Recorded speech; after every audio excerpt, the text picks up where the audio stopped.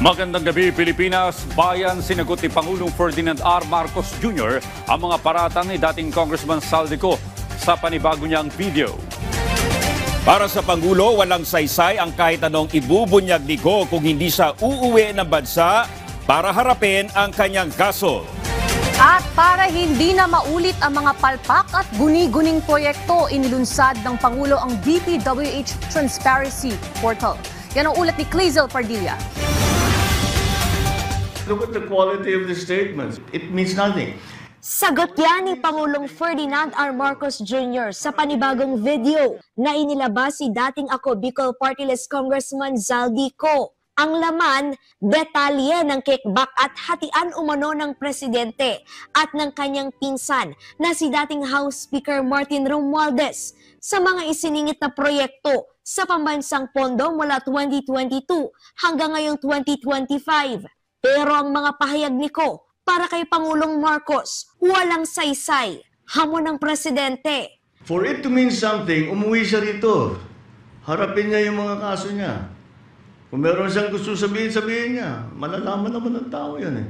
Kabilang si Ko sa inisyohan ng warrant of arrest ng Sandigan Bayan dahil sa kasong korupsyon at paglulustay ng pondo ng bayan.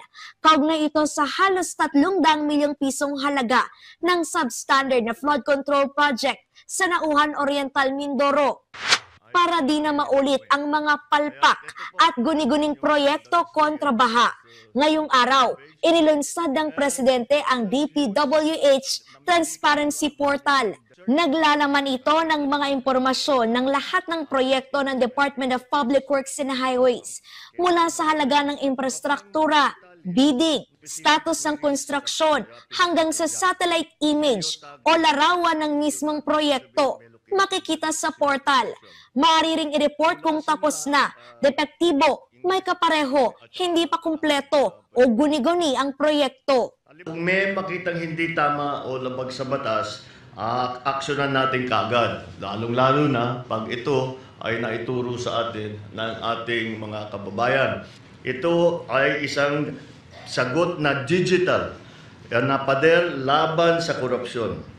Ay magpapatibay sa ating paniniwala. Ang pamahalaan bukas, tapat at nakikinig sa sambayanan. Gaya ng transparency na sinasabi ni Pangulong Marcos, ibinahagi ng presidente na nakapag-usap na sila ni dating Executive Secretary Lucas Bersamin. Naging kontrobersyal ang pag-alis sa pwesto ni Bersamin at dating Budget Secretary Amina Pangandaman matapos makaladkad sa flood control scam. There's no bad blood, there is no acrimonious feeling. Si Sec Mina, because her name was dragged into the whole thing. Kung ano man ang mga questioning, kung ano man ang mangyayari, we want to be sure that she's not in a position where she might be suspected of influencing all that. Sa ngayon, nag-aalala raw ang pamilya ni Pangulong Marcos at mga kaibigan sa kanyang kapatid na si Senator Amy Marcos. Kasunod ito ng aligasyon ng presidential sister ng paggamit umano ng illegal na droga ng presidente, First Lady Liza Arneta Marcos at Ilocos Norte Representative Sandro Marcos. We've been very worried about my sister.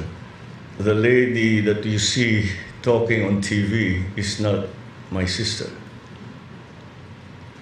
And that view is shared by our cousins, our friends. Hindi siya yan. Hindi siya yan.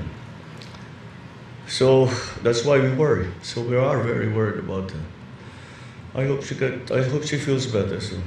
Hindi na raw nakakapag-usap sina Pangulong Marcos at Senator Amy at hindi rin niya ibubuyang-yang ang problema nilang magkapatid sa publiko.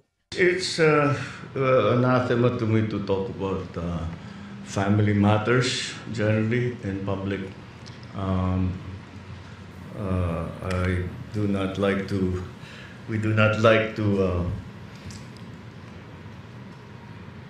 show our dirty linen in public. Clazel Pardilla para sa Pambansang TV sa Bagong Pilipinas.